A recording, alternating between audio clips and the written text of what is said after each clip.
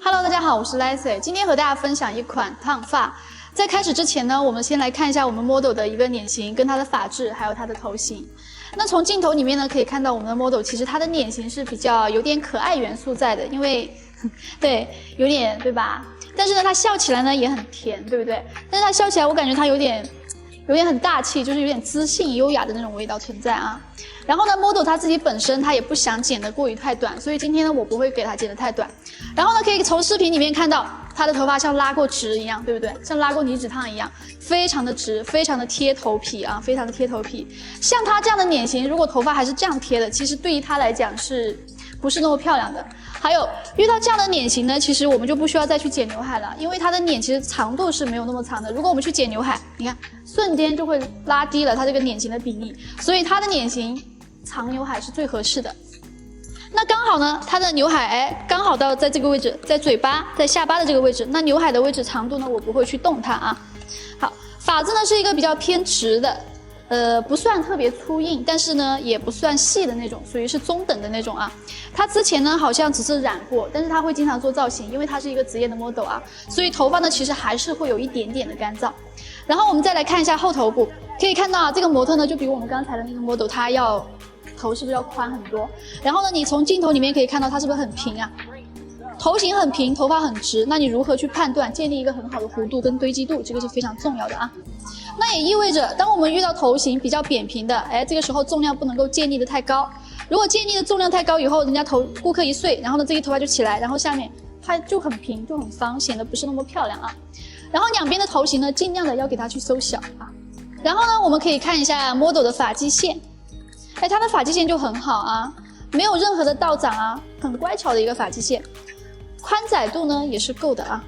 但是呢，它的发际线其实长得比较低，可以看到吗？从这个位置到这个位置，其实长度非常的大，长得会比较低一点点，这都没关系啊。根据这些所有的素材呢，我决定今天给它做一个薄薄的烫发啊，特别是边缘的这些地方呢，我们要剪一点点的刘海。你看这个退化点它其实非常凹进去的，在这个位置不要留这么长啊，我们微微的和那边对称就可以了。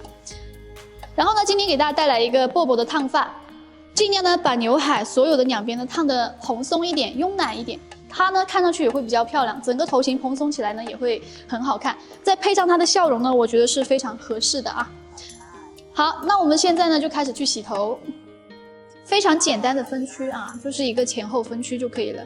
像它的头发不用去想，就一定是单一的结构就可以去完成。在它的头上呢，不要融入过多的结构，你融入过多的结构以后呢，它的头发回家以后它不好打理，还原度会低啊。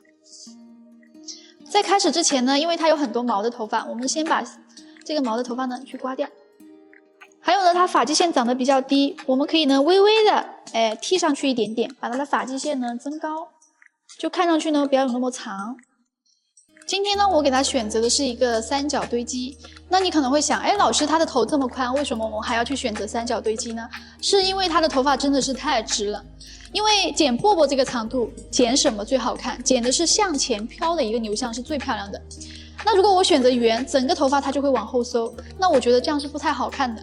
所以呢，我选择一个三角的堆积啊，尽量的让结构去推动它的头发往前去飘啊。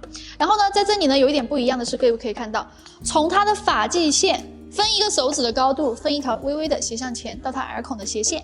然后呢，我们先去定一个长度。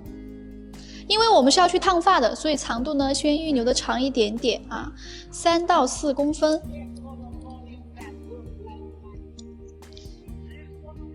这个时候呢，我们的 model 呢，你要让它头抬起来，然后呢去看一下这个长度在什么位置。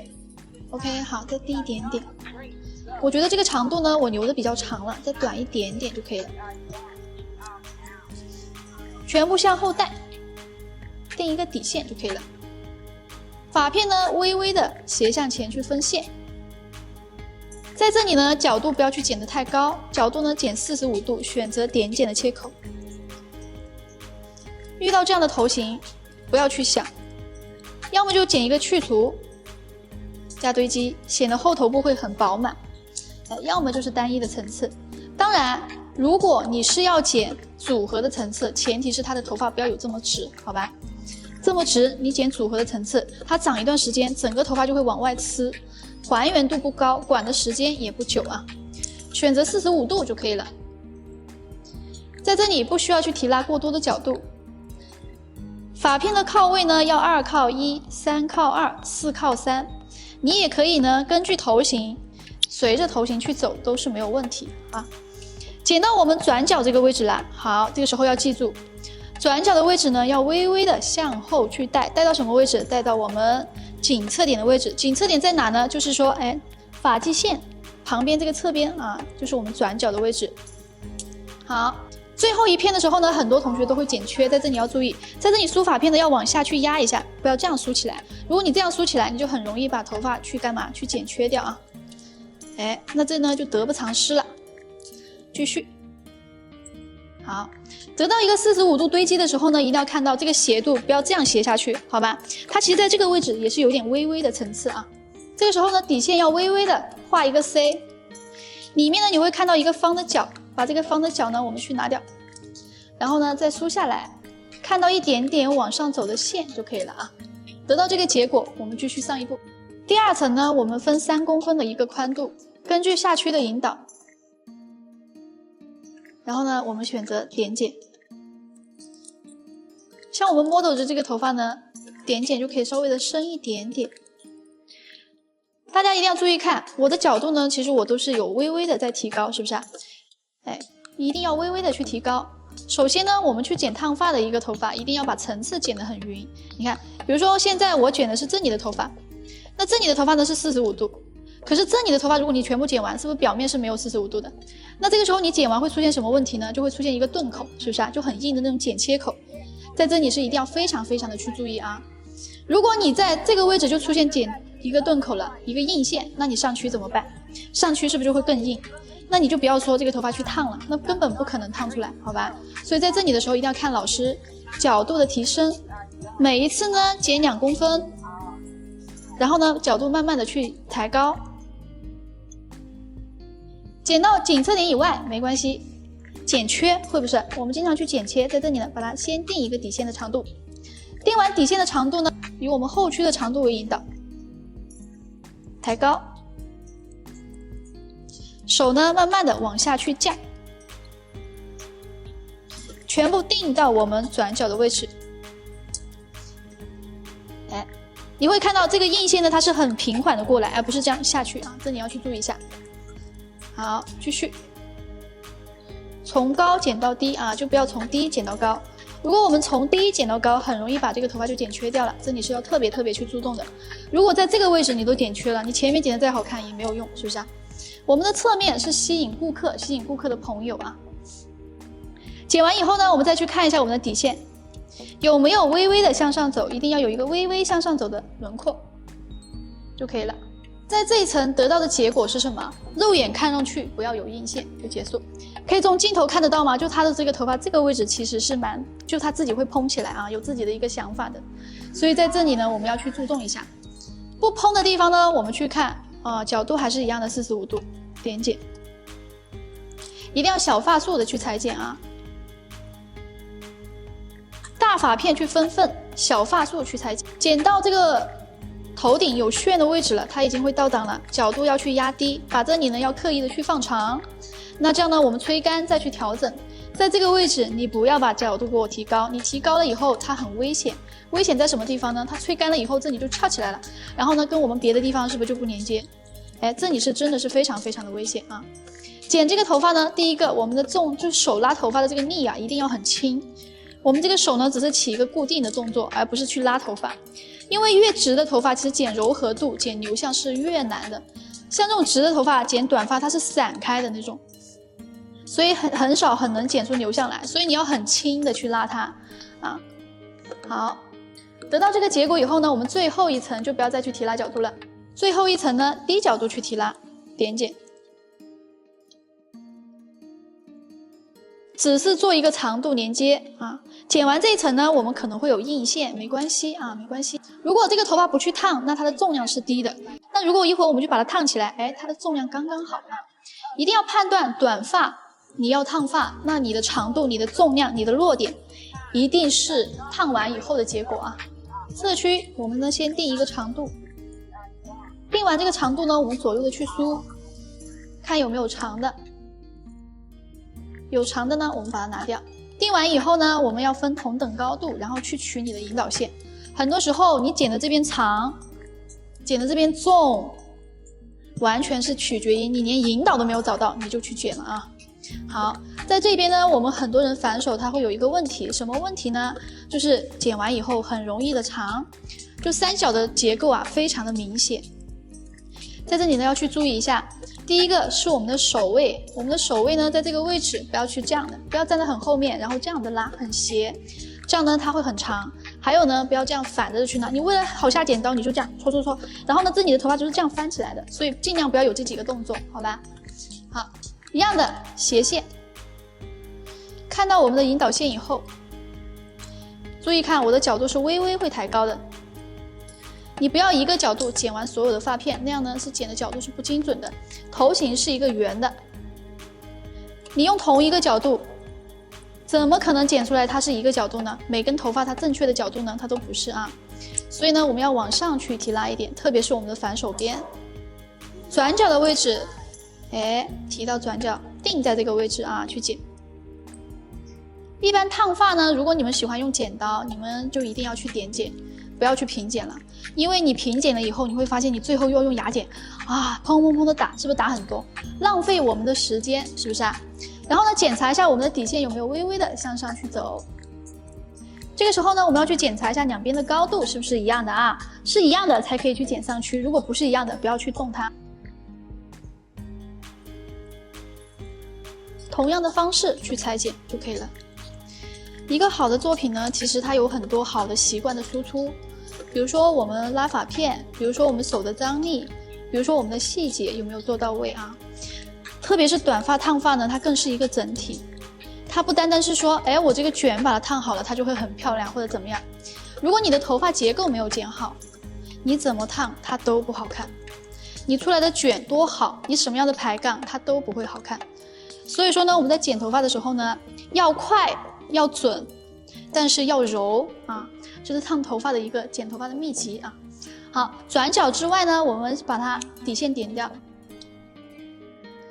剪掉以后呢，我们再微微的斜向前，注意了啊，拉到转角的位置。你看这个手潮心是不是到我们转角的位置？在这里要去注意。然后呢，手定住，慢慢的往上去抬，慢慢的往上去抬。我们今天建立的层次呢是包裹头型的三角形啊，不是那种非常有结构感的三角形。特别是我们的 model 呢，她是一个很年轻的女孩子。年轻人的头发有一个特点，就是你不要剪出结构感来，你不要剪出那种一看就是刚剪的头发来，那种感觉就是不对的啊。一定是剪完以后，看上去它是长了1个星期，那种随意感啊，那种呢就是年轻女孩子剪的头发。剪完以后呢，你们要去检查看一下有没有印线，在这个位置不能有印线，如果有印线，角度拉得太低了，如果这个面特别斜，太往后带了啊，自己马上去调。一般呢，我们把这个转角以下剪好，头顶就没有问题了啊。如果你的转角以下你剪不好，你上面剪得再好没有用啊。我们这个 model 呢，你看这边的头发呢，它就很顺了，它没有会蓬起来的那种感觉，没有那个旋。那这一层呢，我们还是照样的提45度就可以了。所有的分缝方式是一样的，提拉方式是一样的，剪切口是一样的。那你能不能把这款发型拿去卖，拿去打版，取决于你练了多少，取决于你看了以后你有没有去练习啊。一定要记得我说的是，短发要想烫好看，它是一个整体，结构没有剪好，去量没有去好，这个头发烫出来不会很漂亮。所以在这些呢，我们要去花一些功夫。好，最后一层，低角度去提拉，看到下去的长度，做一个长度的连接就可以了。要很轻啊，可以看到我剪的头发呢，它都是往前勾起来的，是不是啊？其实它这种头发剪出这种感觉来，还是有一定的难度啊。我们的侧区呢，耳上位置分开，微微的夹在我们的耳后的位置，要自然梳理啊，要自然梳理。然后呢，看到我们引导线，然后呢把它剪掉。你可以往上去剪，你可以平着剪，但是你不能往下剪啊。剪完以后呢，它只是说，哎，耳后的这个位置连接，可是前面这里还是长的，对不对？哎，这个时候呢，我们要微微的向下梳，向后带，向下梳，向后带，剪一个向上斜的切口，哎，在这个位置，让它底线微微的向上去走啊。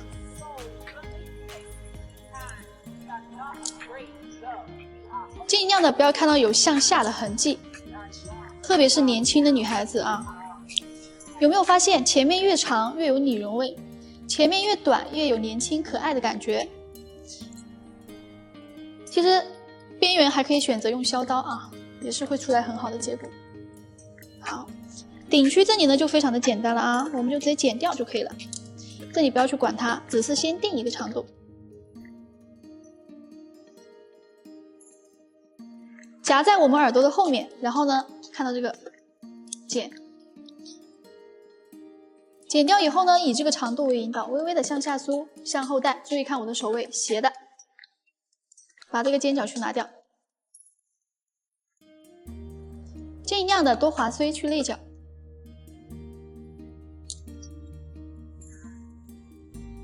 把里面的剪得干净一些。直到得到那个微微向上的底线，咱们就暂停啊。好，现在呢就是我们想要的一个结果。上区放下来，大概的长度把它去剪掉就可以了。那这样呢，一个基本的结构我们已经结束了。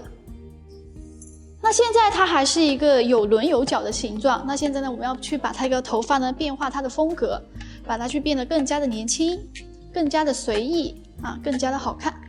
现在呢，我们要把整个头发的角呢去掉，提拉到水平的位置，把有尖的、斜锐的，我们把它去掉，不要去的太多，角度呢慢慢的提高一点点。为什么要去提高呢？是因为烫发它要有一个匀的层次，特别是我们剪单一的结构。要不然你烫完了以后呢，它是臃肿在一坨的啊，随头行走，不要有任何的偏移。先从黄金点的位置水平提拉，然后呢，微微的再向上去提拉，再往上走一走。像它的头型就不要往后靠了，它的头型就跟随它的头型走就可以了。那这个时候呢，你会发现好像剪掉的越来越多了，是不是啊？哎，没关系啊，微微的向上去抬。当我们遇到头型宽的，没有必要啊，没有必要往后，最后一片微微的向后就可以了。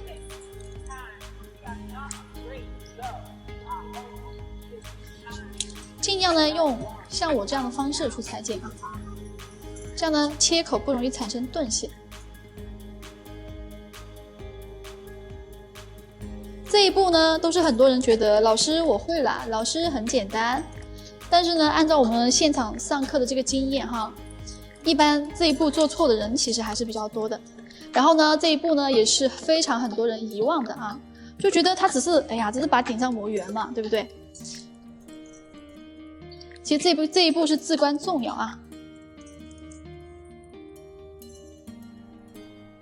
微微的向后靠一点点。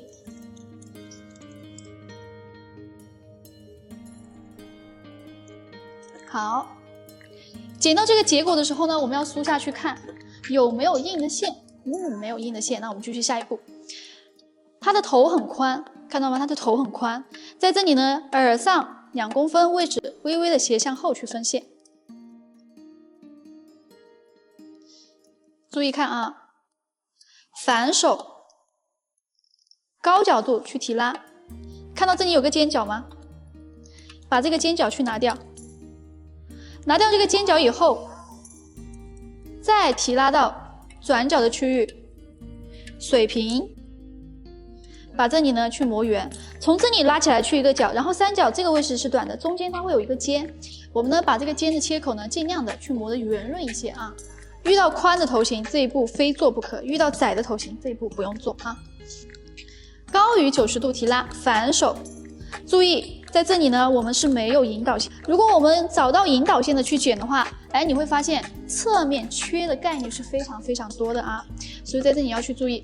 好，慢慢到我们顶区的转角以后呢，角度要发生一个变化，什么样的变化呢？就是水平去提拉，看到水平去提拉，然后呢，也是反手，慢慢的，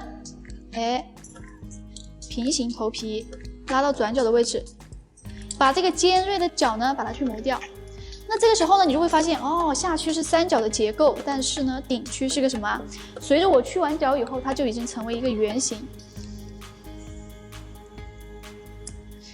越到顶区，角度要拉平；越到我们的顶区的转角以下，角度要高于90度啊，这样呢不会容易破坏我们的底线。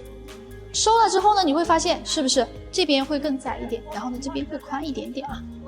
耳上2公分，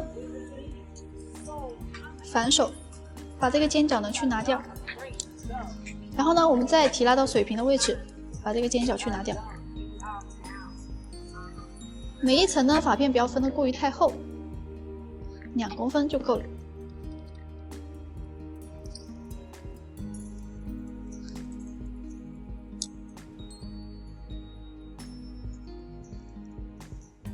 记得我们的角度要微微的去提高，没有任何的引导线，越到头顶的位置拉平就可以了啊。本身呢到头顶其实也剪得很少，因为刚才我们已经水平去个角了。好，这个时候呢，我们两边的角就已经去完了。因为 model 的这个头发前面比较少，所以在这里呢，我们尽量的去保留它的厚实度，让它的头发看上去是比较多的一个状态。长度呢，我们可以设定到它最短的那一颗位置，平行头皮去提拉，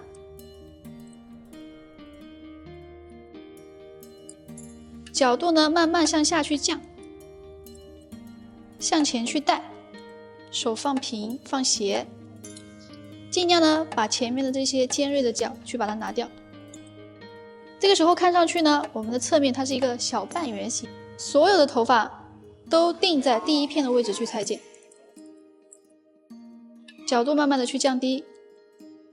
如果你的顾客前半头的头发比较多，我们不要这样去裁剪，我们从头顶的位置开始，以后区的连接，先剪层次再建立轮廓。当我们遇到头发少的，一定是先建立轮廓再去剪层次啊，这样呢我们的头发它会看上去有厚实的感觉。全部往前带，带到剪不到为止，以另外一侧的长度为引导，慢慢的向下去降，手一定要向内去收，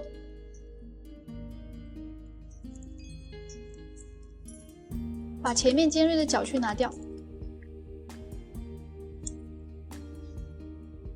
剪到类似模特这样的脸型啊，我们的前面的头发一定不要去包住他的脸，这个是大忌啊。比较可爱的脸，一定不要让头发去包住他的脸，要不然显得很圆啊。所以说，我们转角的位置的角一定要去把它拿掉。有时候呢，我们还可以在这个位置去做一个去除，把这里呢剪得比较的尖锐，慢慢的斜下来，然后长刘海再这样去覆盖，那样的头发也是非常好看的啊。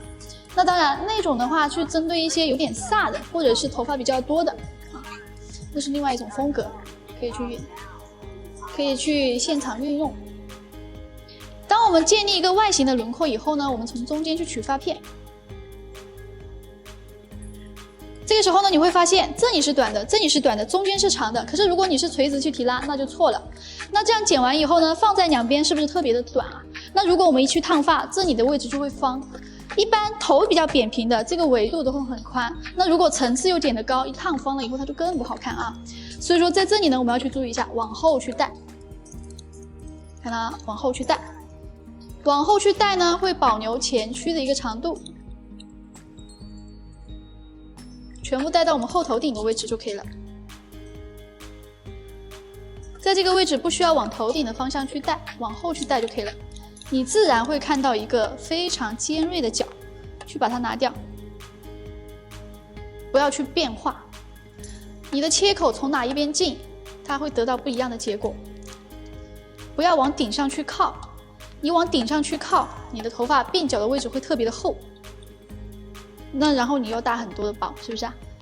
做完这一步以后呢，我们所有的头发要往前去梳，往前去，再来一个高角度，你会发现又有一个尖，是不是啊？把这个尖呢，我们去磨掉一点点就可以了，往前啊。因为本身刘海不多，如果你磨得太多了，那前面的厚重感就丢失了。所以说呢，不需要太多，只做一下过渡的连接就可以了。有尖的我们就去磨掉，如果没有尖的，没有必要去磨，好吧？不是说拉起来每一片发片我们必须要去剪这个头发，我们剪每一片发片是要得到它的意义的。向后去提拉，向前去提拉，结束以后呢，我们再来，这个位置会很长，对不对？所以呢，我们在这里要去重新做一下，斜向后分区。在这个位置要注意了啊，平行头皮，看到了吗？有非常多的尖锐的地方，把这个角去拿掉。这个角呢，就是我们刚才低角度去剪的。如果这一步不做，你会发现哦，鬓角的位置老厚了，然后呢，你要去打很多的薄才得到这个结果。那我做完这一步以后，是不是我不用去打薄就会得到这样的结果？第二片呢，靠到第一片的位置去裁剪，手位不要放低，也不要放高啊，小心把耳朵的旁边剪缺掉。好，那后面跟我们的侧面连不连接呢？连不连接都没有关系，好吧，都没有关系。从转角的位置开始，只需要管上下的关系，不需要管后跟前的关系，明白吗？你拉起来是连接的，就是连接的；你拉起来不是连接的，它就是不连接的啊！不用去在意这样的细节啊。这些都不是很重要的地方，重要的地方是我现在做的这一步。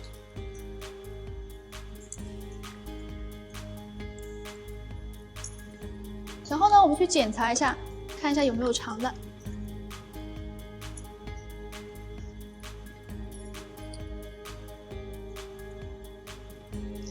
哎，那这个刘海呢，去烫一下，刚好到它嘴角的位置，很漂亮啊。打薄呢，我们分了3个区域啊，因为它都是一个单一的堆积层次。那后部区呢，其实会比较厚实。现在我们去把它的亮感去拿掉一点点。在这里呢，我去薄的方式还是选择一个3角堆积的方式取发片，然后呢，打的位置是不一样的啊。选择10%的牙剪，打不下来什么头发。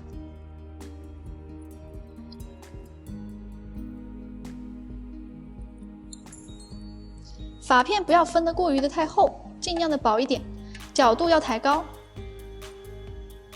角度尽可能的抬到90度，然后呢，发片要拉紧，打发根，然后打发尾。因为是堆积的层次，所以发尾呢，我们要多去拿掉一点点。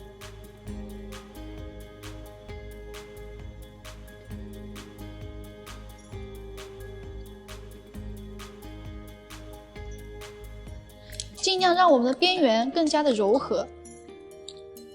打到这个位置以后呢，要注意这个边缘的地方不要去打它，斜向后去分区，把转角最宽的位置去动一下。这个时候呢，用牙剪轻轻的去做点剪，把发尾给我做出柔和度来。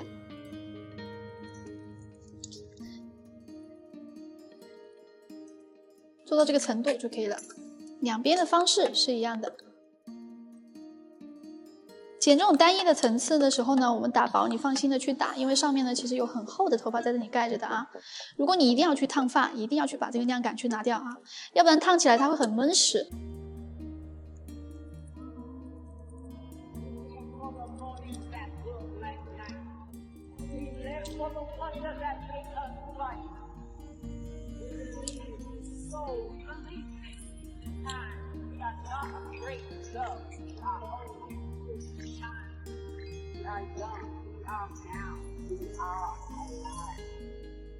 好，下区呢，我们得到这样的柔和度就可以了啊。然后呢，我们来打上半区。剪单一的结构呢，我们打薄啊，它一定是有去除加堆积的，就是它有凹凸凹的面。那这样呢，我们的头发才会有更多的空间。啊，就不能说像我们刚才上一个模特剪去除那样打法了啊。来，在这个位置呢，我们首先头发要往前去带。model 的头发呢要最大化的往前去带，然后呢从发中的位置慢慢的往下去降，因为到这个位置它的头发就不是很多了，所以说呢我们尽量呢不要打得太多，从发中打到发尾的1/3处，转角以外呢打一个去除的切口，因为它的头型很宽。好，得到这一步以后呢，我们转角的位置就可以了。好，打一个去除。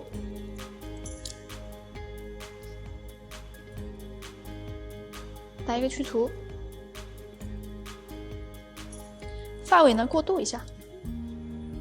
我发现这个 model 的头发呢，其实两边不太一样，这边的头发呢会偏多一点点，所以说这边我们可以多打一下啊，边缘的这个地方，把多余的地方多打一下。当我们后部区以后呢，我们就比较简单了，斜向前打堆积的切口，堆积的切口是这样的啊。从发干慢慢的到发尾的1/3处，像他这样的头发，像我们 model 这样的头发，尽量发尾不要打得太多了。发尾打太多了以后呢，它会很容易散开，很容易碎。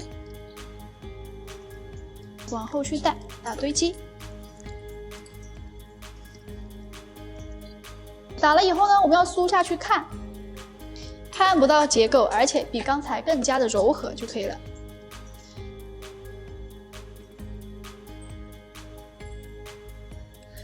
角度慢慢的向下去降，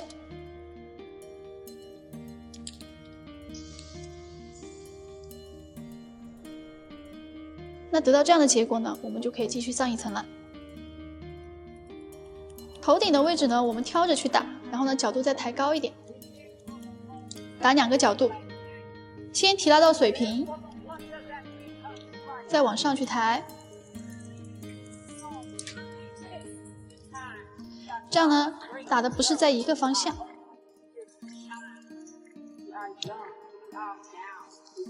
继续。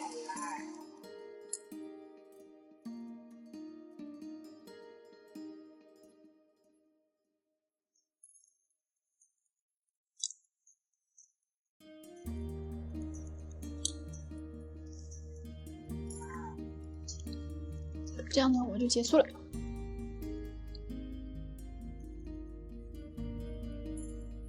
注意了啊，这一片呢，我们一片去提拉，从发中的位置慢慢的往下去降，发尾的1/2慢慢的往下去降。得到这个结果以后呢，再往前去提拉，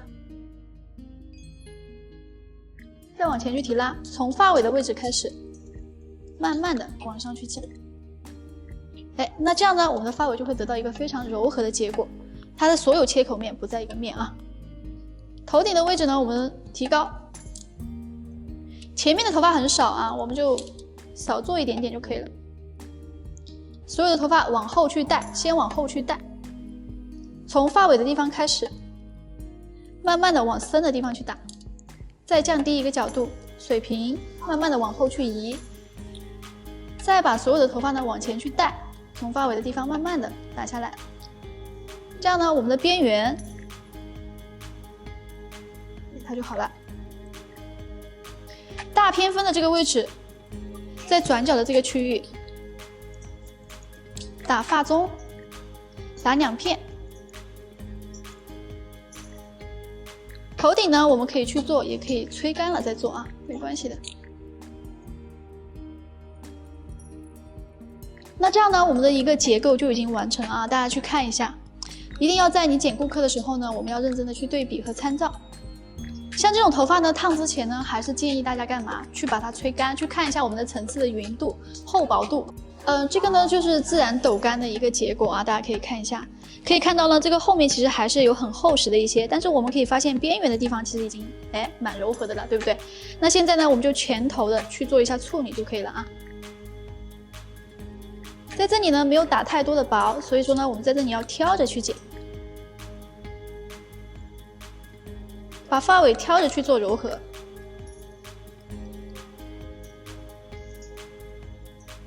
深一点点，但是不要剪得太过于的密。发尾柔和了以后，我们再到上面一层。在上面一层的时候呢，我们先把发尾去点剪。点完发尾以后呢，从发中的位置开始，让它有一点线条。如果我们看到发尾其实已经很柔和了，那在这个位置我们的发尾就不要再去做了啊，发尾一定要有点实感。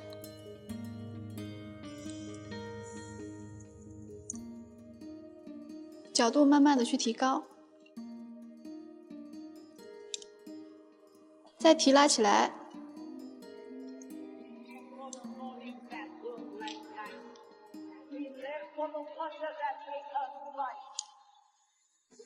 因为中间的部分呢，我们是做的很少的，可以看到上半头非常的厚实。在这里呢，发尾去做深的点剪，只需要得到一个结果，就是发尾柔和就可以了。好，像底线这些厚度，我们现在不要去管它。顶区。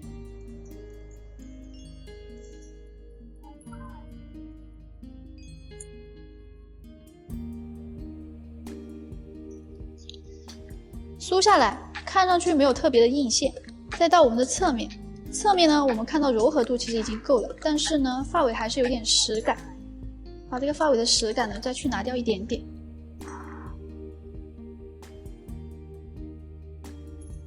高角度去提拉，深的点剪。最终呢，我们可以选择胖胖剪去过渡一下啊。好。前面的边缘其实已经很柔和了，我们呢就选择挑着去剪，转角的位置分起来，挑着去剪，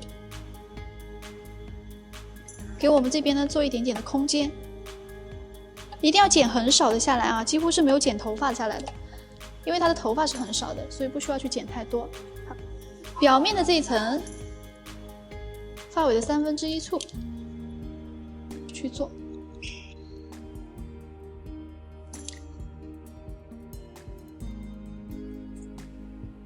刘海呢，选择10%的牙剪，压一下发梢就可以了。本身头发很直啊，其实我们烫完再去做也是可以的，看不到轮廓感就可以。好，这边的柔和度呢是已经够了啊，我们就不要去做它了。顶上的呢可以拉起来看一下，就是它这一片的头发其实是很厚实的，从发中开始。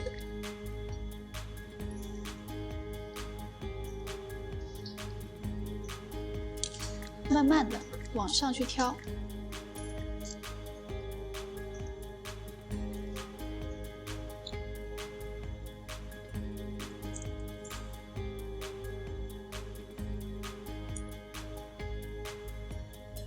夹在耳朵的后面。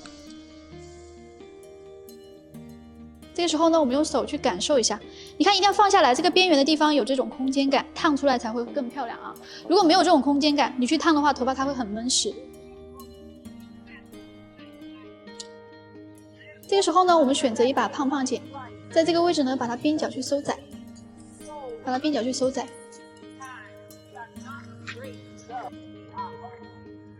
胖胖剪就可以得到这个效果啊。这样是不是就没有刚才闷实了？你看在这里放下来的时候，这个里面夹着耳朵，然后呢上面一层放下来，它有那种空间感就可以了。就是头发太直了一点啊，两边是一样的，把这个边缘的厚度去把它拿掉。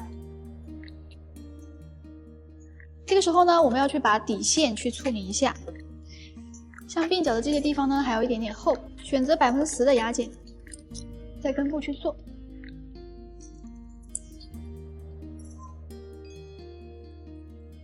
你们看我刚才湿发的时候，你们觉得可能会打的比较多，但是有没有发现吹干了以后它还是很湿，是不是啊？而且这个头发呢，我就是自然吹干的。有没有觉得它的这个头发一点都不毛躁？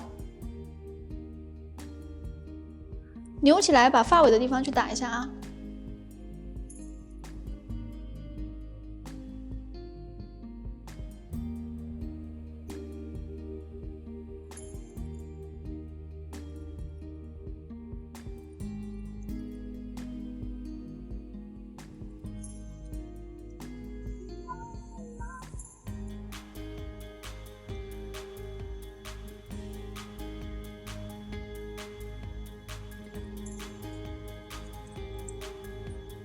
靠近耳朵的位置，我们用10%的牙剪去把它打薄就可以了啊。要看到它掖在耳朵后面，没有那种臃肿的感觉。那现在干发打呢，就你能看得见；湿发打呢，你就看不见，很容易在这个位置去打缺啊。所以在这个位置呢，我们一定要吹干了去做。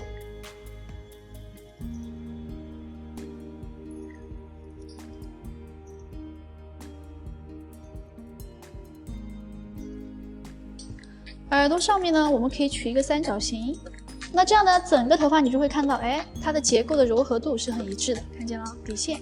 那这样的一个整体调亮的结构呢，我就已经完成了。那其实一会儿我们再把边缘烫一点点微翘，然后呢，刘海烫高起来一点，其实就已经很漂亮了啊。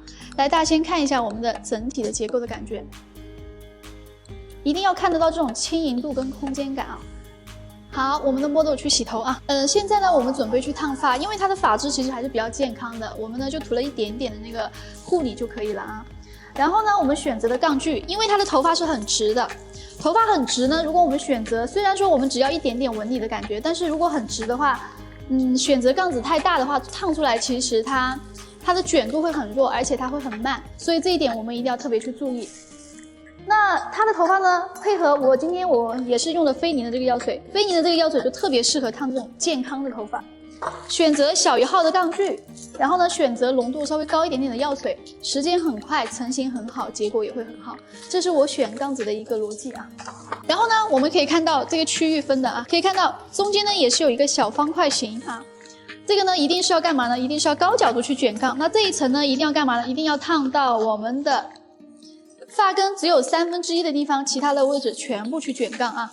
因为它的头型是比较平的，这个位置就算你烫到发根，发根其实也不会蓬起来。但是它的头发很直，你多烫一点的话，吹干了以后那个纹理它会很漂亮，就头发不会那么直啊。好，现在我们上药水。这个头发呢，我们的药水一定要上的足够的多，足够的透，这样呢我们的卷度的弹力才会好。选择反卷，高角度去提拉，卷到发根就可以了。到我们后区的位置，有看到它这个位置有一点点炫，如果我们不想要这个炫的时候，现在你去放一点药水把它涂抹一下，一会儿吹干它不会有这么卷，它不会有那么蓬。顶区的这个头发呢，烫的高度就不要有我们前面的这么高，烫个2圈就可以了啊，角度不需要太高，水平去入卷。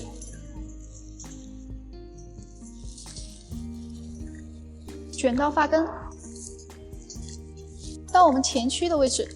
首先呢，我们 model 的这个刘海它是比较直的一个状态，然后呢，它是一个3/7开。那这个位置呢，留长刘海去烫，一定是那种有点 S 的那种高刘海，它会比较漂亮。那这个时候呢，第一个我们的分区很关键，3/7开的分区啊，不一定说我就要分到这个位置，然后我去剪光去烫啊，微微的往中间去划分一点点。然后呢，药水上到根部，上到里面这一层的根部，而不是外面这一层的根部啊。外面这一层的话，我们没有关系的。你就算上到它的根部，它也不一定能烫起来。但是如果里面上一个根部，一会儿我们在卷杠子的时候去重叠的时候，这个位置它就特别容易起来啊，在这里要去注意一下。根部前区的刘海的根部尽量去多放一点药水，因为它的头发呢其实是往前扒拉长的啊，角度要抬高。距离我们的头皮大概75度的样子，高角度去提拉，发尾往后去甩，卷到1圈的时候呢，我们杠子放成内扣的斜度，再卷到1圈的时候呢，我们杠子放正，在根部的时候呢，有一个重叠的动作。那这样呢，我们的根部它就会烫起来，它会有个大弧度。我们高角度去提拉。注意看啊，发尾呢要向后去甩，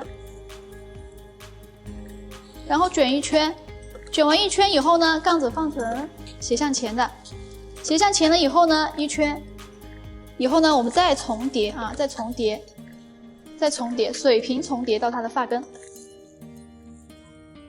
这样呢它的根部会有支撑力啊，很容易烫起来。低角度向前去提拉，选择斜向后45度入杠。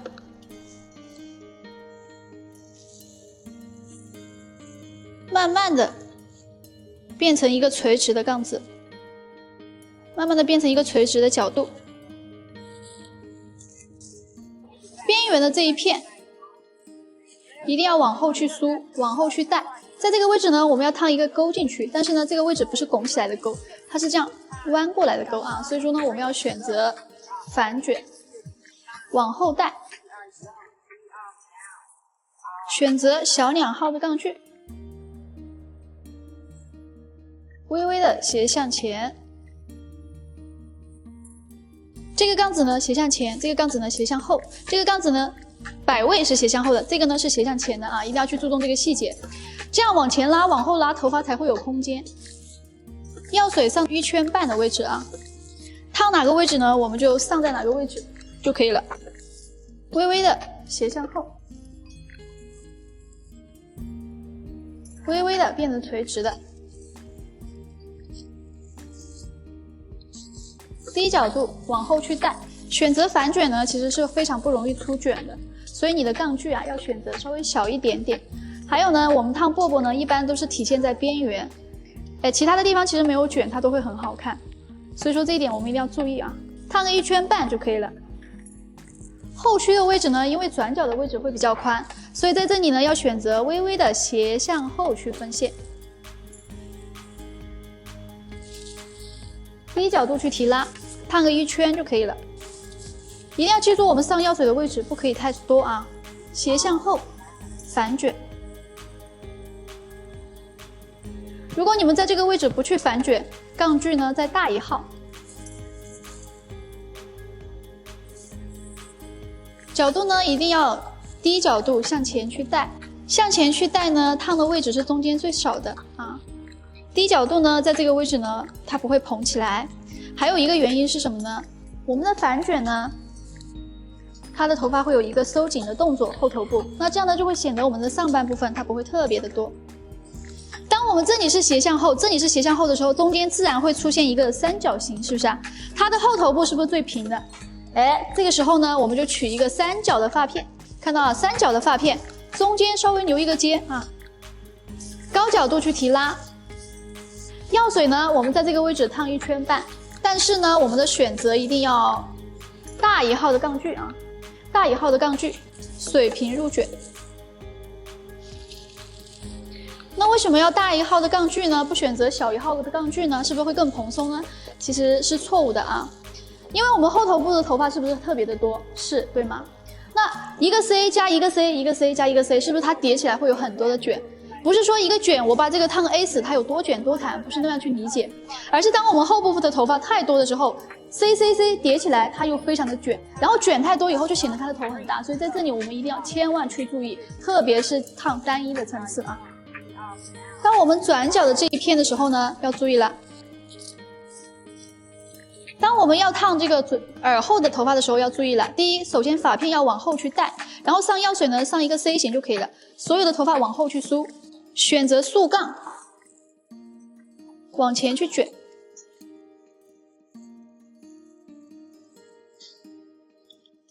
这样呢它会有一个收紧的动作，加上呢你只是软化了这个发尾，烫一个 C， 所以它不会蓬起来。低角度竖状的发片卷进去，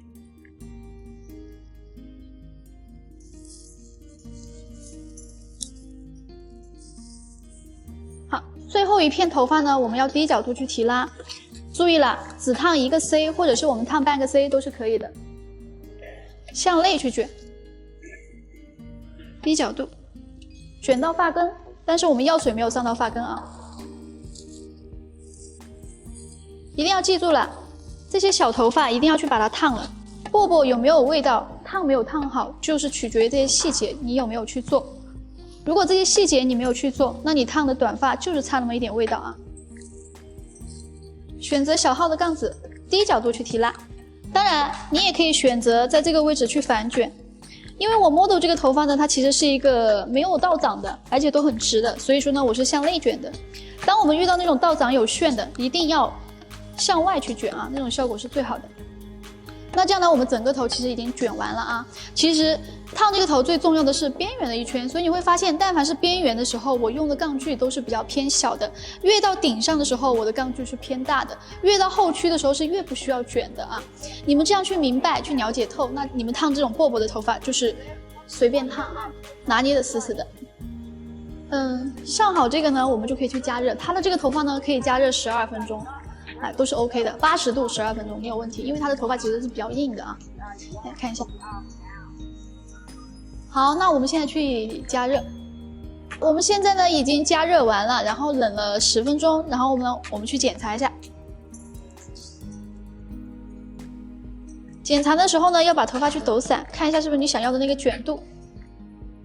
一定要去经常看这个卷的这个回弹力啊，这是非常重要的。哎，那我觉得呢，这个卷就是我想要的就可以了。我们再来检查一下顶区的。OK， 我觉得顶区的是非常好的啊，非常好的一个状态。好，那这个呢就是我们想要的。好，卷已经是我们想要的效果了。那我们现在呢就上定型。上定型的时候呢，要记住这个红色的小杠子一定要去先拆啊。现在呢，我们把它定型上一下。这个定型呢，我们定10分钟就可以了。这是我们湿发的一个效果，大家可以看一下啊。一定要注意看，所有的卷呢都是体现在边缘的一圈，后区这个位置呢是有一点点微翘的，就是故意的啊，不要烫的全部都往里面卷，全部都往里面卷，加上这样的层次，这样的发型是不好看的啊。在吹干之前呢，它的头发我们可以打一点精油，这个精油呢一定要打的质感是特别轻的，不要特别重的那种，特别腻的那种啊。我们在吹这个造型的时候一样的啊，中温中风的去吹。刘海呢要往前的去吹啊，不需要就是往哪一边去分，刘海全部往前吹。我们的侧面如果想要那种很自然一点点内扣的那种，你吹干它就是了啊，不要被这种湿发的外表所去欺骗。先把所有的发根呢我们都去吹干，左右的反方向去吹。特别是头顶啊，我们一定要反方向的小风去吹。短发呢，我们是不需要在这个顶区烫的特别的高，是不需要的啊。好，我们的根部吹的差不多，几乎要干的时候呢，所有的头发呢往上去吹，但是要开热风啊。教你的顾客也是一样的，所有的头发都往上去吹，大风热风往上吹，哎，它自然就会起来。发尾呢，我们捏着吹一点点就可以了。把发根吹干了以后呢，我们所有的发尾都是捏着吹。顾客呢也是很容易这样捏着吹就可以了。可以看一下这样的效果啊。你看刘海吹干了以后呢，它就是一个大刘海的感觉，然后边缘的地方呢微微的向后，然后呢后区的位置一定要去注意啊。你看后区它是没有很多卷的，卷呢永远都是体现在这个位置的啊。一定不要把拳头去烫卷，拳头烫卷的话，其实接受的人群没有这么多。那如果他喜欢这种湿发感有点酷的，那就不要去吹干，直接打摩丝就可以了啊。我打的是 mini pad 3号，先打我们发尾的位置，手上留一点点的情况下，我们去把这个边缘的地方去打理一下，因为边缘如果我们要去拍照的话，这些细头发呀，这些一定要特别的去注意。最后呢，我们去拍，一次不要打太多，就一点点就够了。全部打在发尾的位置，我们去检查一下，看一下我们的后区有没有长的啊。我觉得我们中间的这个底线呢，微微的长了一点点，把它拿掉一些，不要拿掉太多啊，用牙剪当平剪去用。这些细节呢，就是看你自己个人对头发的一个领悟跟美感了。